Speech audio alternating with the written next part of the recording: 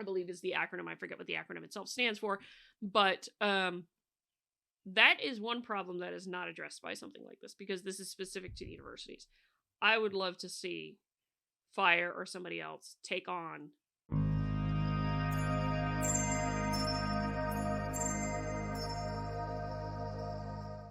well. Things are certainly interesting, as it were. This is from late last week, and I bring this up because universities are where the next generation of scientists are trained.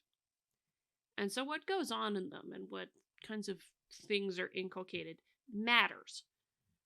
And you all know very well what I think of DEI statements if you've been following this channel long enough.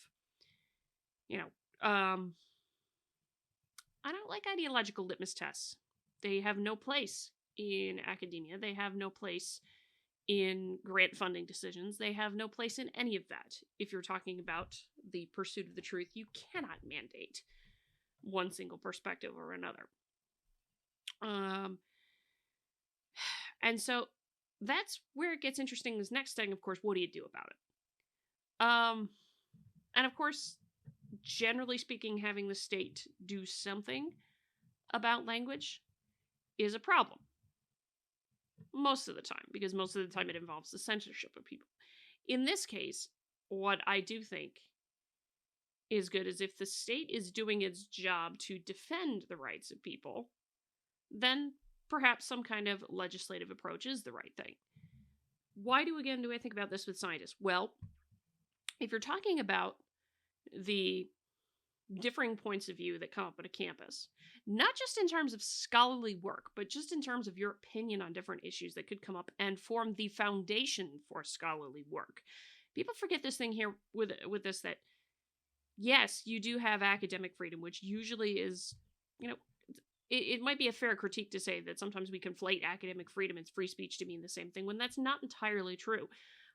Here, often academic freedom does refer to the scholarly kinds of things and pursuits there, but they go very much in tandem with each other, because oftentimes what leads to the interdisciplinary research or teams of people working together, any such things as that, is the ability to exchange divergent viewpoints.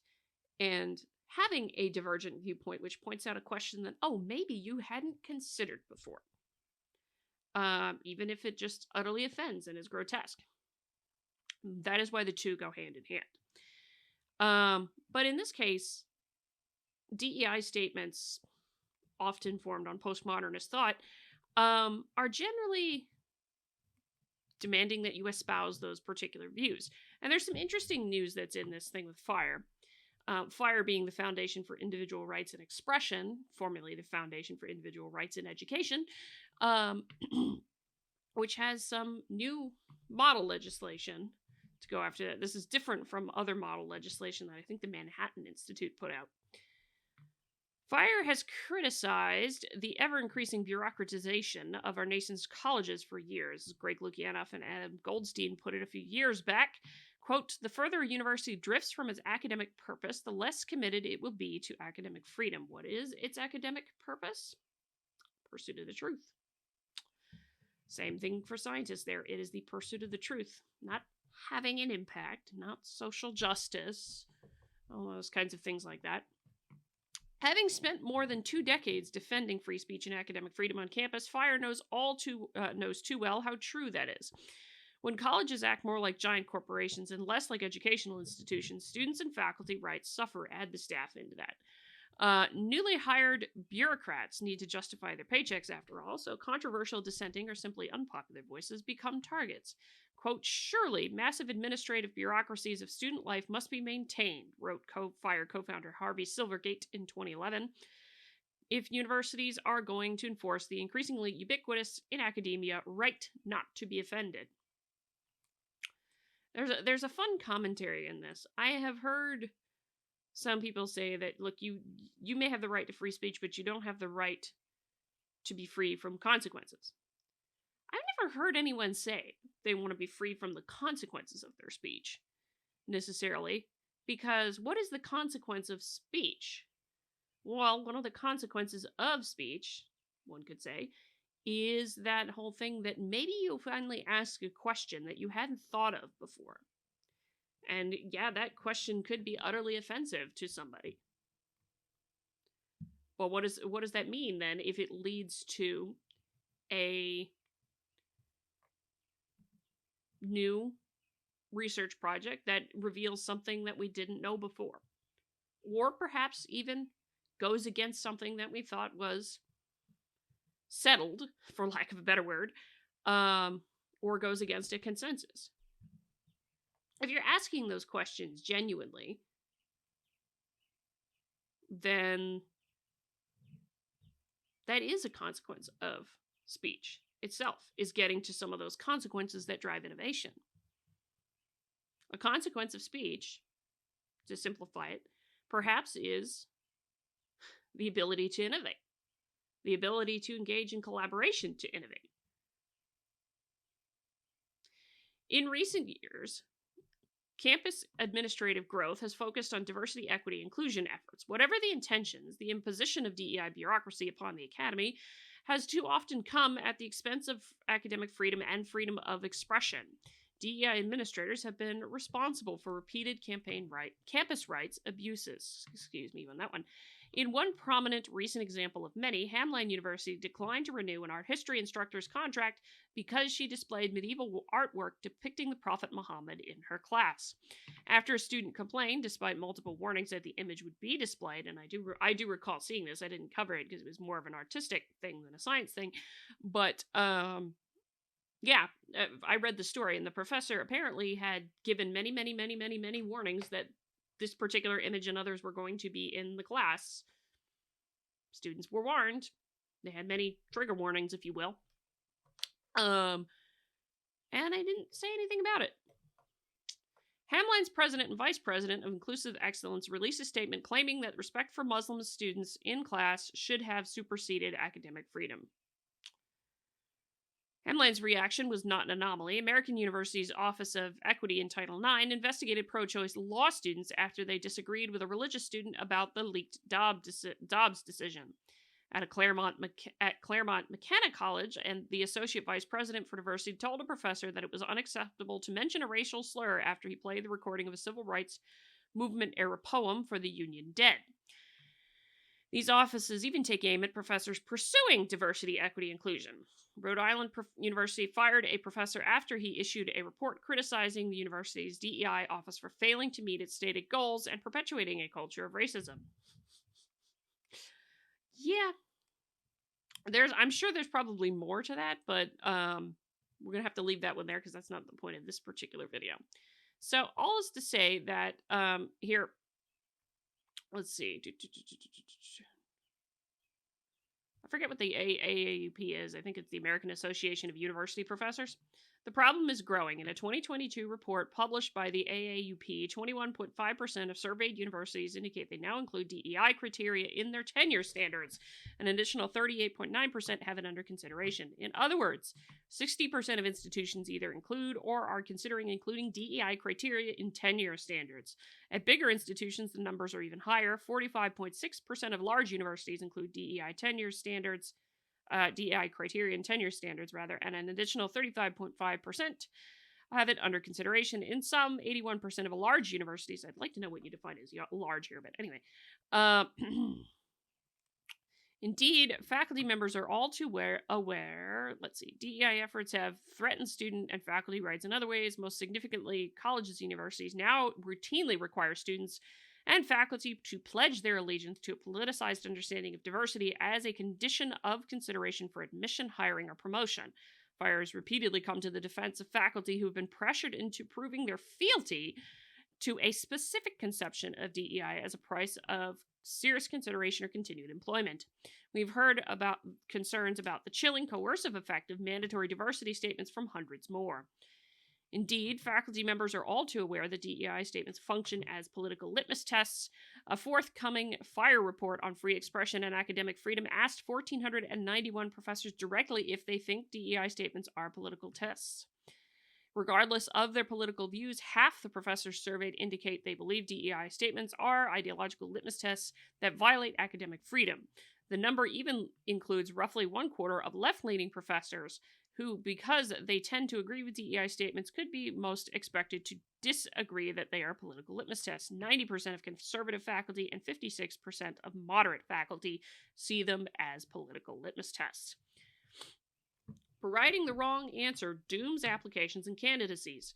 At the University of California, Santa Cruz, for example, DEI statements are used as an initial screening tool for applicants, with one public report indicating that 45% of applicants across various searches were eliminated in the first round of DEI statement screening. That number may be comparatively low. During one department's hiring process at the University of California, Berkeley, reviewing diversity statements prior to the rest of the candidate's application eliminated 78% of applications. Another forthcoming study from FIRE's Nathan Honeycutt found that DEI statements focused on discussing efforts related to viewpoint diversity were severely penalized in comparison to that discussed race and gender. If you recall the Fiedler on the roof fiasco, I discussed Bernard Hammel's paper at one point in depth, because one of the things he pointed out that one of the hallmarks of activist thinking with respect to DEI is a blindness to the multidimensional nature of diversity. He is not wrong. Hommel is not wrong to point out that there are hundreds of things that affect a person's perspective on things and their viewpoint. And a lot of them are not race, ethnicity, and gender.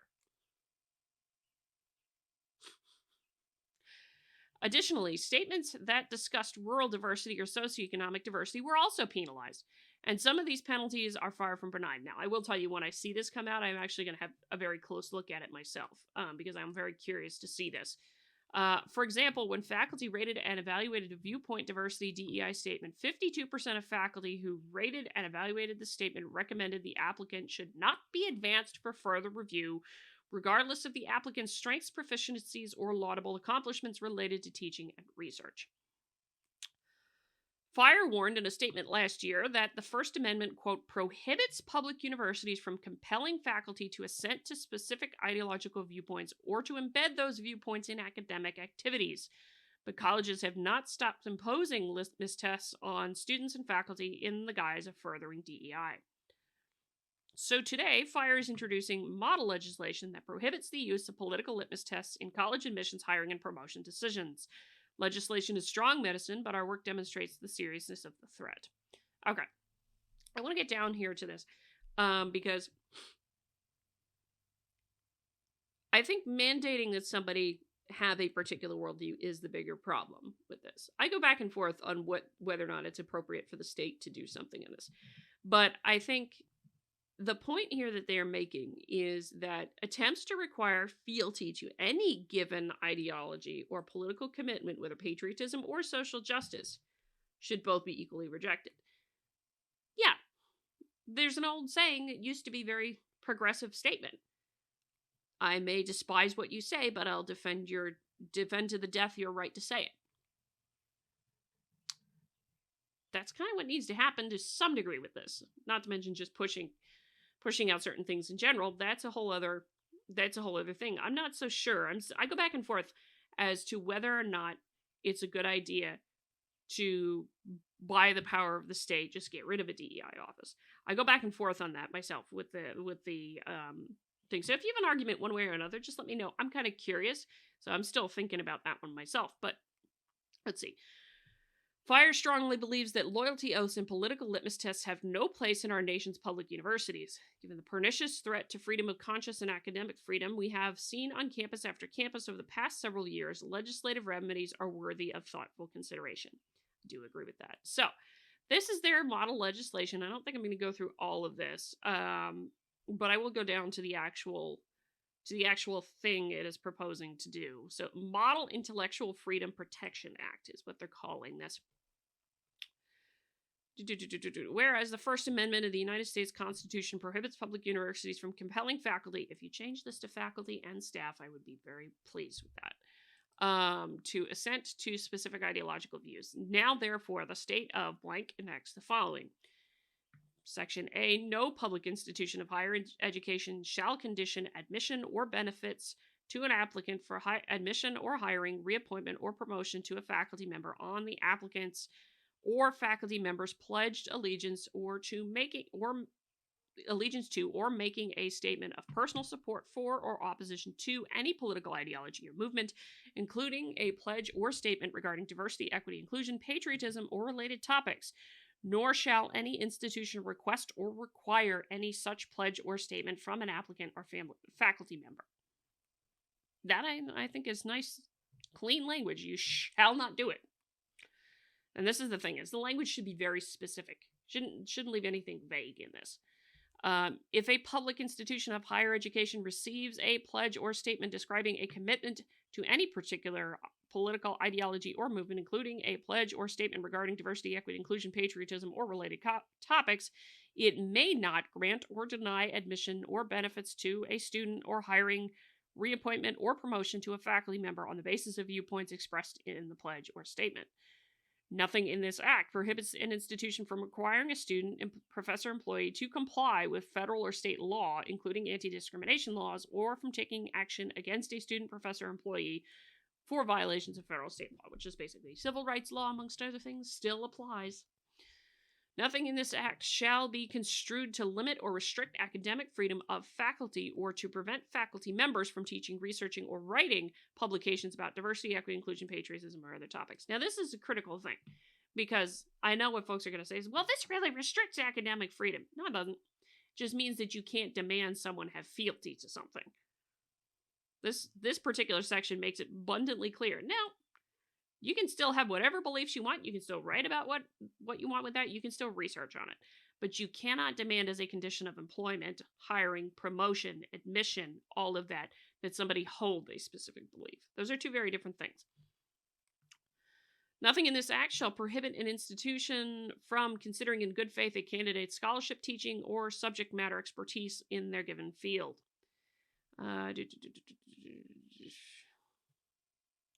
Person whose rights were violated through a violation of this act may bring action against a public institution of higher education and its agents acting within their official capacities in a state or federal court of competent jurisdiction to receive declaratory relief or enjoin a violation of this act.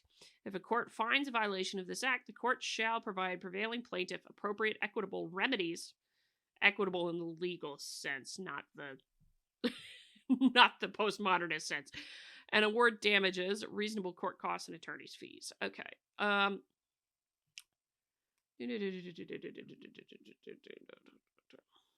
Alternative formulations of the enforcement provision. Okay. So the key things there, I actually kind of like that model legislation. There's one problem with this, and I would have to see how Fire would handle this. So, Fire, if you get the memo on this one, I'd be curious to see how you're going to handle it. Because there are such things being used from funding agencies, and increasingly from funding agencies in the United States, asking people to submit plans for how they're going to address DEI. And in a very specific sense of what is meant by DEI from that matter. Covered it on this channel. In order to receive funding for their research from the agency in question to which they submit. Probably the particular one in question that comes to mind is the Department of Energy, PEERS, I believe is the acronym. I forget what the acronym itself stands for, but that is one problem that is not addressed by something like this, because this is specific to the universities. I would love to see Fire or somebody else take on the government. You know, a hell of a costly lawsuit because the government's pockets are deep. But it is equally wrong to make it a condition of grant funding that you must do something DEI related when that comes from a very specific ideological viewpoint. So I would love to see that challenged in court, because that's not addressed in legislation like this.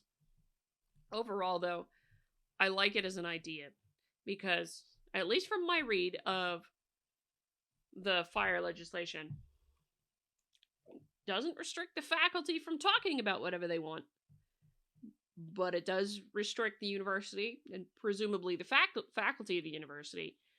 Because I would imagine the way this legislation is that, you know, if a student's grade per se is made to be for whatever reason contingent upon expressing the beliefs that the professor has and not the conscious beliefs of the student, I would imagine something like that also falls under this. That they cannot force the student to do it. Either that or it falls under some prior legislation or it falls under previous Supreme Court precedent. But I think this is great in that, yeah, it says you can't have it as a condition of X, but you can have whatever belief you want. Even if I vehemently disagree. Now, from there